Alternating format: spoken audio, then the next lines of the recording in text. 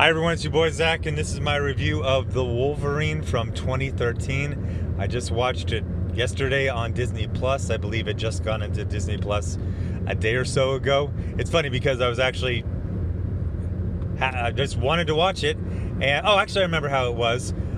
They were doing a bunch of marathons of the X-Men movies on FXX something, and I watched them all the way through. In fact, you know how they usually do it, where they'll play the whole movie and then they'll play it right after. So over, 3 days, I got to really get to know Days of Future Past and Apocalypse and both Deadpool movies really, really well. And with the exception of the first Deadpool movie, which I consider to be a perfect movie, my definition of perfect is what did you intend and how close did you get? And I feel like that was a 100%, a very rare 100%. But the X-Men movies, Days of Future Past and Apocalypse, I didn't really like them. I kind of hated both of them. I saw them just because it was like, it's the X-Men. I mean, I liked X-Men First Class. I liked one scene from X-Men 2, and I actually kind of liked like half of X-Men 3. And then Wolverine Origins, I got a whole origin with Wolverine Origins. I saw the in development bootleg, whatever they call that, in was it Afghanistan or was it Kyrgyzstan? I think it was at Manas Air Force Base in Kyrgyzstan. Somebody had the hookup with the VLC edition of it, and I saw a version that had completely different music over the opening scenes. It had completely different. It didn't have any different scenes, but in a lot of the ad-libbing, it was alternate jokes. They were funnier jokes, but they were they would have gotten, I don't know, not necessarily controversial, but you kind of see they went with the safest jokes. But then when I got back, I saw it in the theaters, and it was terrible. But then I caught it on a plane recently or something. And I was like, it's okay. It's all right. So then I remembered The Wolverine, which I also have a fairly complicated history with, and that it came out in 2013 when I was super poor. And, I could afford to see, 2 movies in theaters a year. So I passed that one. A lot of my favorite movies, they were 2012, 2013, Pacific Rim, Star Trek Into Darkness. Yes, I love that movie. All these movies I had a chance to see in theaters, and I turned it down. And then a year or so later, I caught, I think, again, on a plane, most of The Wolverine, and I thought it was really good. And then I got the DVD as a Christmas present, and then I moved a lot. I haven't had a computer that has a DVD player in years. So, I've never watched that DVD. I have no idea where it is.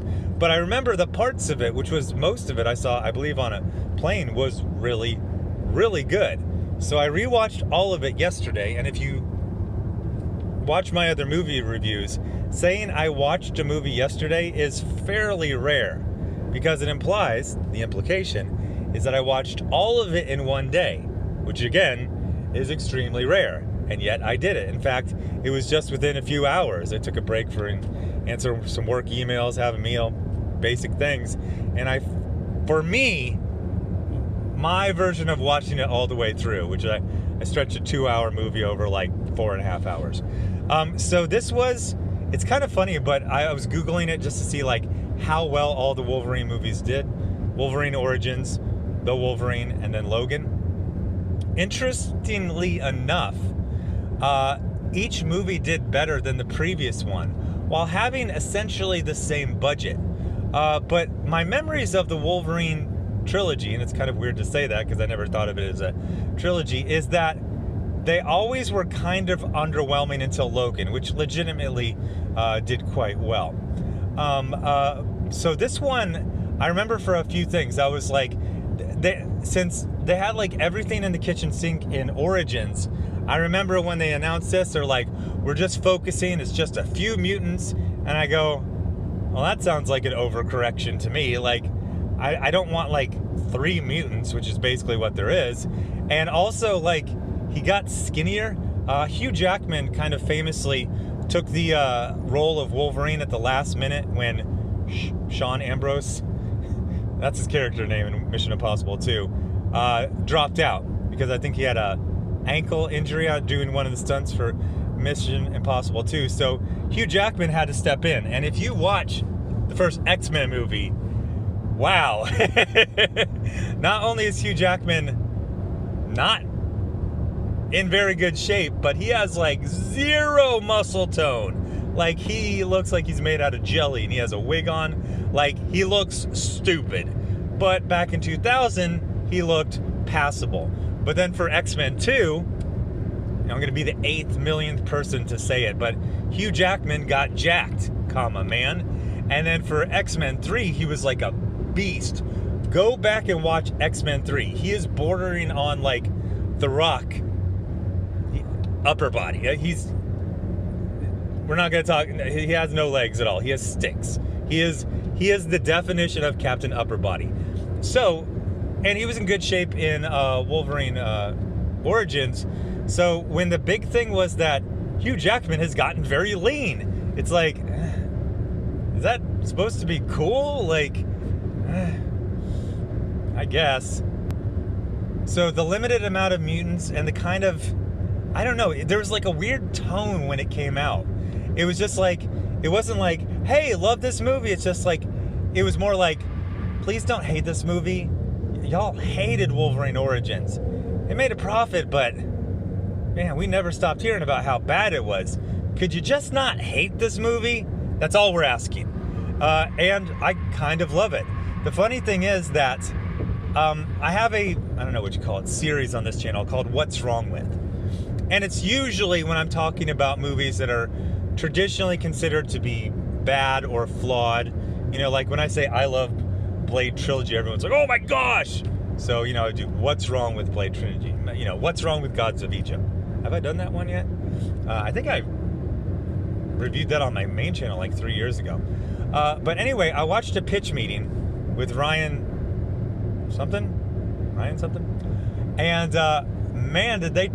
It wasn't even mean. They just completely disassembled this... you ever, you know, you're working at an office, you can't figure out how to get that door on the copier to fix the jam, and somebody comes over, they're just like, doot, doot, doot, opens like the whole side of the frickin'... it's like some sort of transformer action. The whole side, you know, levers out, and then another thing goes down, another thing twists, and like 3 things pop up. You're like, oh, change that one. I'm like, what? That's basically what he did to this movie. He completely took it apart with very little effort. And yet still, I love it. Why do I love it? A couple easy things. Hugh Jackman is perfect for this role. He is perfect for a role that he is 1 foot too tall for. He's great. It's kind of the high watermark of him portraying this character. He does a good job in Days of Future Past, but, well, first of all, he has the greatest yeet in the history of film. When he gets yeeted out of that stadium by Magneto, that's a yeet. That is a yeet for the ages. But he has, you know, he has a lot of good, and he's kind of like the fulcrum of that character, or of that movie. But that's almost like it's time travel. It's like future and past. I feel like this is prime. Although I do have a question. At the end, they have one of those, you know, scenes in the trailer, and for some reason it says 2 years later, and then it's Magneto and Xavier recruiting him. So this came out in 2013. X-Men Apocalypse was like 2015 or 2016. Did they say that because it's supposed to happen like right before? No, Days of Future Past came out 2014? What? If you're an expert in the timeline of the X-Men movies, which I know has been rewritten, I think, in Days of Future Past and also Deadpool 2, can you explain why they said 2 years later? Because at the end of the movie, he's basically like, I'm a soldier, I gotta fight. I thought he was going back to the X-Men, but it looks like he just did some adventuring during those ensuing 2 years. So 10 minutes in, let me talk to you what the movie's about. So it's set in the emotional aftermath of X-Men 3, in which at the end, Logan had to kill Jean Grey because she was turning into the Dark Phoenix. It is, I'm assuming, the same amount of distance. That was 2006, so he's been living in the woods in Canada. Basically, he's the Unabomber, except for without the manifestos. And he's just deeply hurt. Basically, kind of a self-exile, a living death. And one of the themes about this is, what gives a life meaning? Does an ending give a life meaning? So he's feeling like his life is meaningless, and he just kind of wants to die, but he's not going to kill himself. So he's just reduced his life to the bare minimum of, just eating and sleeping and breathing. So he runs afoul of some hunters. This is a scene from the first Wolverine miniseries by Frank Miller and Chris Claremont. And then he gets recruited by Yukio, which is a character from that miniseries, in a fairly different, I almost consider her almost like a Yukio Jubilee cross. They made her kind of the unofficial adopted sister of Mariko, or Mariko. I've gotten all the Western syllable, but I've been saying Mariko in my head for 30 plus years, but I think you say Mariko instead of Yukio. You say Yukio, okay, something like that. So he gets recruited to go see a billionaire. He's very old. He's in his 80s or 90s, and he wants to thank Logan, but actually spoiler, he wants access to his healing factor. Although this is given as not a trick. He's basically like, we have reason to believe you can transfer your healing factor by taking the blood, and by taking the blood you'll become mortal, and you can die and you can have your peace. You can live a regular mortal life and then die and be at peace.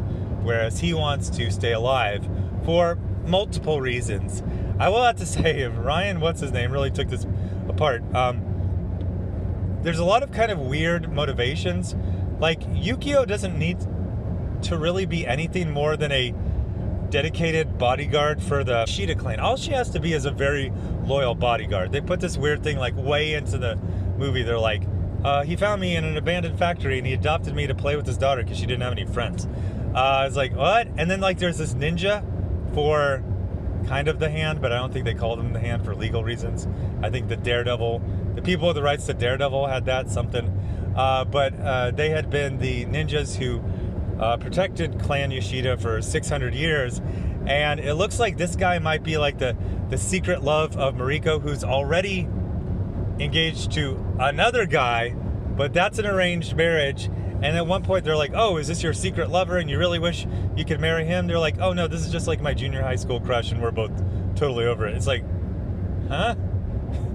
What? Why are the motivations for everything so strange? In a good twist, basically, Viper, who's really great. I thought Viper was awesome. I know Viper doesn't really make sense at the end, but all up until the last scene, it's pretty good. She also has a nice death. I mean, she goes from alive to dead really quickly. Not the first time, which is a fake out, but the second time. But he gets this kind of like some kind of matrix, like the thing they put in Neo's belly button. By the way, that's not how belly buttons work. They aren't a portal after you're bored. Well, he was in the Matrix, so okay, whatever. But it kind of grasped around his heart. For some reason, that suppressed his healing factor, kind of. As Ryan, what's his name, says in pitch meetings. So it eliminates his healing factor? No, he just kind of winces when he gets shot with a shotgun from 6 feet away, or takes, I don't know, a dozen pistol rounds to the, torso. So basically, it's a really well done movie that if you describe the plot, it's terrible. And I will make an analogy. So I've always liked REM just fine. But recently I really got into them. I've talked about this in other videos on both channels. I have all these pop culture holes from my time in the military being deployed or in the field. I will hear a song and think it's a new song and Google it, and it came out in, 2006 in the fall when I was in Iraq for the second time. And I was, forward deployed to Germany when I wasn't in Iraq. So, yeah, I know the top of the pops of the German pop charts in 2006 to 2008, but I don't know this song. So with REM, I heard this song that I thought was new, and then I found out the band broke up like 10 years ago, called Leaving New York. And I listened to it a million times. And then you know how YouTube works. It starts, hey, this guy really likes REM out of nowhere, so let's start recommending. So I've been basically listening to REM. And their lyrics are interesting. They're not literal, and they're very kind of emotional, symbolic. But when you're listening to one and singing along, you're like, I totally know what he's mean. I've been there, bro. I know. And then you're like, what's Frequency Kenneth about? You're like, I would have to listen to it and sing along and experience it, and I still wouldn't be able to put it into words. So Michael Stipe basically says, my lyrics are not traditional lyrics. They are feelings. They are flashes of things in my mind. They're not literal. And that's almost how the Wolverine is. Like, I feel like every scene individually works. Although there's a bullet train. By the way, they treat the geography of freaking the entire, main island of Japan like it's like Long Island. Everyone's just like, oh, I'm in Tokyo. Oh, I'm going to Nagasaki. Oh, I'm going up north to the mountains. It's like, these are not close. These are not close. You're just getting all over. You are going hundreds of kilometers and you're acting like you're just going from freaking, Sheep's Head Bay to Central Islip or something like that. Like, that's, I don't know, what is that, like an hour and a half if the traffic isn't bad? No, these are these are long train rides. And I believe one of them was on a motorcycle. It's like, oh, okay. I'm going to assume you borrowed the X-Jet, something like that, or Nick Fury something flew you there, because, come on. You drove a motorcycle all the way from Tokyo? No, I think it might have been Nagasaki all the way to the north. Like, what? This is not how geography works. So that's how I would. You like an REM song, you're totally into it, and somebody says, what is, I don't know, Drive about? I don't know. I know the mood of it. I know how I feel when I'm listening to it, but I can't tell you what that is about.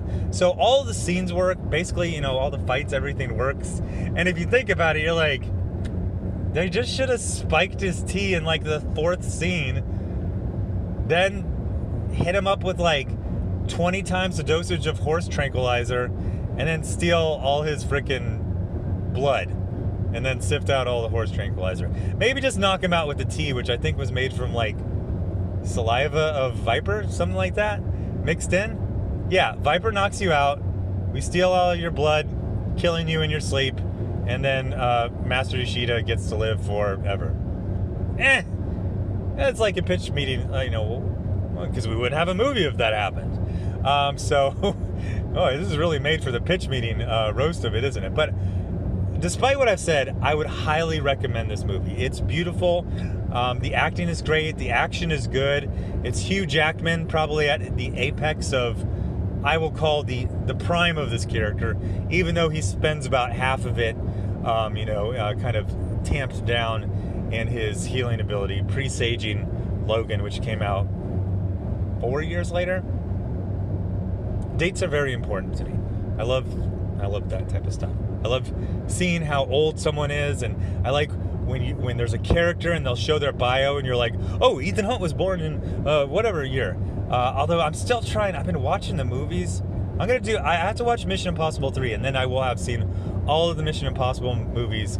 But there's a weird thing they do with time. Like, some of the movies start like right after the last movie, and some of them there's the same amount of time in between, but some of them are different. But in the first movie, they show Ethan Hunt's file and his birth date. So I'm like, is the next one that comes out in 2021, is it set in 2021, or is it set like in 2016. Because you're doing like, there's like, and then one time there was like 6 years between two of the movies. That was weird. But anyway, yes, it's definitely a recommend. It's on Disney Plus, quote, for free if you have Disney Plus. And I think Mission Impossible is supposed to be on cable today or tomorrow. I don't know. I get cheap sometimes. I don't want to pay that $3.99. You Google it. Oh, it'll be on these 3 channels over the next week. I'll see if I catch it. Anyway, so thanks for watching. And I think probably my next video will be that. Oh, it might be Tenet. I might be seeing Tenet. Wow. When's the last time oh no, I was going to review Bloodshot? Except for I walked out in the first 5 minutes because it was a very unruly crowd in there, and I wasn't going to be able to hear anything. Wow. It's been like 6-7 months since I reviewed a movie I saw in the theaters. Cool. I don't really even want to see it. It doesn't really look that good. Critical Drinker said it was just a big meh. But it's like the movie event of the year, so I'll see it. Anyway, thanks for watching. Bye.